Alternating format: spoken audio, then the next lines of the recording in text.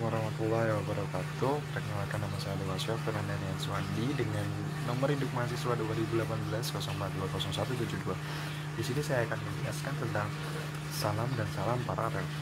Sebelum kita mencoba lebih lanjut, alangkah baiknya saya jelaskan pengertian terlebih dahulu. Salam, akad salam. Salam itu adalah akad jual beli di mana pembayaran dilakukan di awal muka dan penyerahan barang itu dilakukan di kemudian hari. Akad salam ini digunakan untuk memfasilitasi pembelian barang yang memerlukan waktu dalam memproduksinya. Seperti contohnya itu ada di bidang pertanian, perkebunan, dan yang memerlukan proses dalam pembuatannya seperti homemade atau produksi-produksi lainnya. Yang kedua itu ada salam paralel. Salam paralel itu di mana akad jual beli barang yang melibatkan dua transaksi salam sekaligus. Yang pertama itu adalah akad salam yang dilakukan nasabah dengan bank syariah atau banknya terlebih dahulu.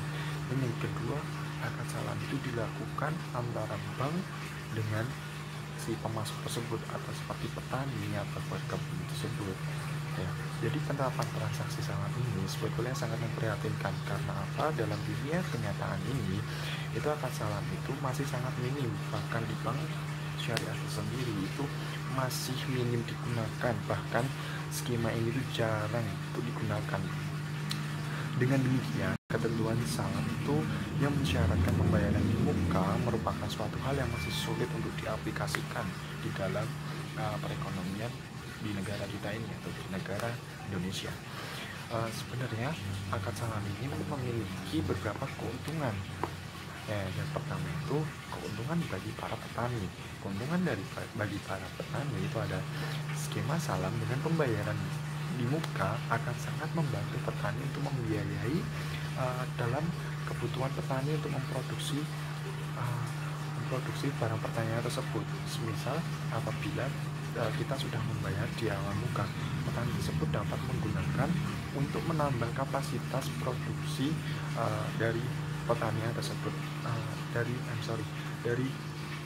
produksi pertanian tersebut. Jadi kita bisa menambahkan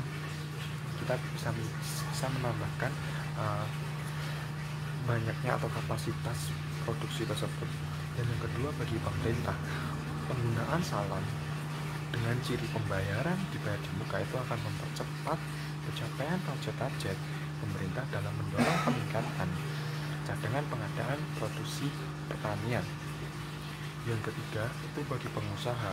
Mengapa bisa menentukan penggunaan skema salam ini itu berpotensi meningkatkan efisiensi penjualan pengusaha produk pertanian.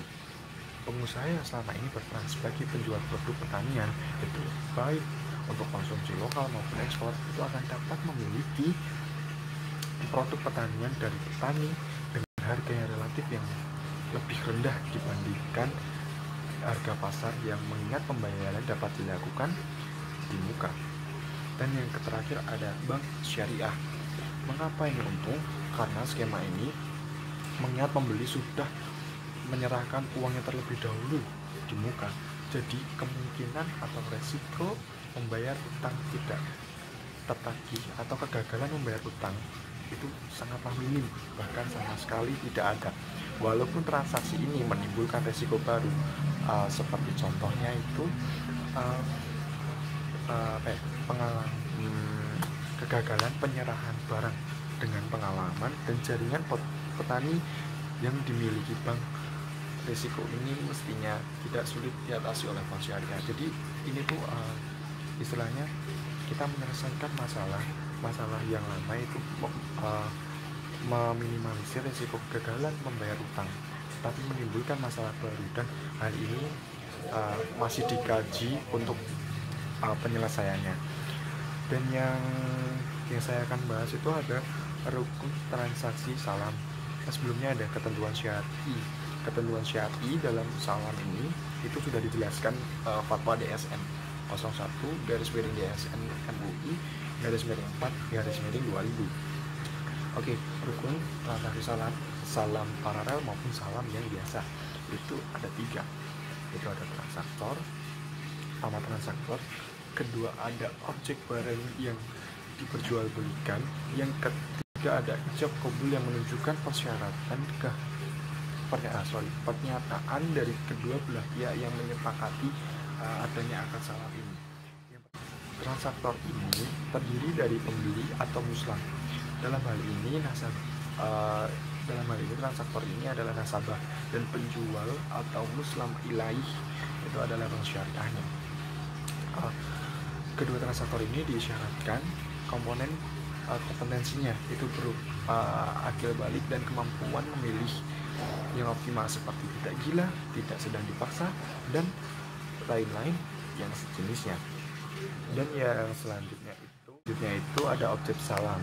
Objek salam ini dijelaskan dalam DSN dalam fatwanya yang menyatakan bahwa ada ketentuan dalam melakukan akad salam ini. Yang pertama itu harus jelas ciri-cirinya. Yang kedua harus dapat dijelaskan spesifikasinya, mulai dari bentuknya, jumlahnya, kualitasnya, dan lain sebagainya. Yang ketiga ada penyerahannya itu dilakukan di kemudiannya, jadi jelas kapan akan diserahkannya. Dan yang keempat, waktu dan tempat penyerahan barang harus ditetapkan berdasarkan kesepakatan. Yang kelima, pembeli tidak boleh menjual barang sebelum menerimanya, jadi barang itu harus diterima kepada pembeli terlebih dahulu. Untuk menjualnya kembali itu barang harus diterima terlebih dahulu. Apabila belum diterima, maka pembeli tidak boleh menjualnya kembali. Yang keenam, tidak boleh menukar barang kecuali dengan barang sejenisnya sesuai dengan kesepakatan. Oke, yang terakhir rukunnya ada ijab qabul. Oke, rukun salam yang terakhir ada ijab dan qabulnya. Ijab dan qabul itu dalam salam adalah pernyataan di mana kedua belah pihak itu yang berkontrak. Jadi dengan cara penawaran dari penjual atau bank syariah itu sendiri, dan penerima yang dinyatakan oleh pembeli itu nasabahnya. Pelafalan ini dapat dilakukan dengan cara tertulis, lisan, bahasa isyarat, atau bergantung pada praktik yang lazim yang berada di masyarakat tersebut.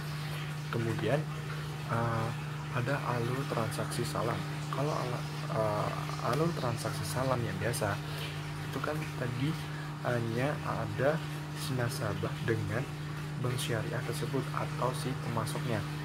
Jadi si nasabah tersebut dapat melakukan bernegosiasi kepada si pemasok tersebut bahwasanya dengan harga sekian, dengan waktu yang diberikan sekian, apakah itu disepakati atau tidak.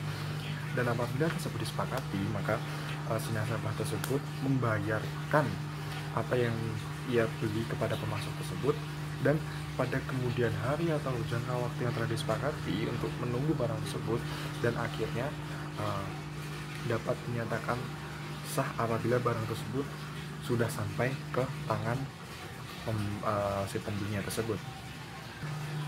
Kemudian ya transaksi salam paralel itu kan tadi ada dua akad, ada dua skema salam di dalamnya. Itu yang pertama itu yang dilakukan adalah bernegosiasi dan akad salam terlebih dahulu. Si nasabah ini bernegosiasi kepada bank syariah terlebih dahulu bagaimana barang ini dapat disepakati, apa saja persyaratannya yang lain atau yang lain-lain itu dipenuhi terlebih dahulu. Dan yang kedua, apabila telah setuju dengan apa yang dibelinya tersebut, maka si nasabah ini akan membayar kepada bank syariah tersebut. Nah, kemudian bank syariah ini itu akan bernegosiasi akad salam dengan pemasoknya tersebut. Jadi berapa dengan harga sekian, berapa yang akan didapatkan oleh si nasabah tersebut. Jadi akan dijelaskan terlebih dahulu, akan dipastikan terlebih dahulu bank syariah kepada pemasok, sehingga dalam berkelanjutannya itu akan meminimalisir kesalahpahaman akad salam tersebut. Nah, untuk melanjutkan lagi, setelah bernegosiasi akad salam kepada pemasok, apabila deal itu si bank syariah akan membayar ke pemasok tersebut, dan kemudian pemasok itu akan memproduksi barang yang seharusnya diproduksi yang dipesan tadi, kemudian dikirim barang kepada nasabah. Mungkin itu yang bisa saya sampaikan tentang rekap salam. Kurang lebihnya saya mohon maaf. Wassalamualaikum warahmatullahi wabarakatuh.